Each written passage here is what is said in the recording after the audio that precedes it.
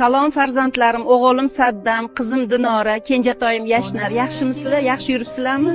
Dadajonisiz, siz ham yaxshimisiz? Farzandlarimiz sizni qiynab ko'rmadimi? Mana 9 yildirki men sizlarni Allohning uyidan kuzatib turibman. Dadajonisiz, sizni yoningizda bo'la olmaganim uchun, ko'z yoshlaringizni arta olmaganim uchun meni kechiring. O'g'lim Saddam, sen yaxshimisan? O'g'ling Muhammad Yasin ham yaxshimi? Qizim Dinora, sen yaxshimisan? Mendan keyin qiynalmayapsanmi? Turmushga chiqibsan, farzandlaring Abdulloh, qizing Rayyona yaxshimi?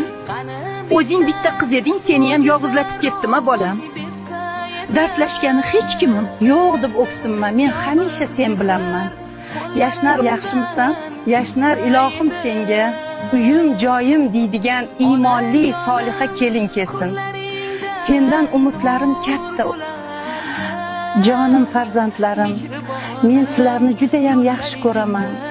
Oqibatli bo'linglar.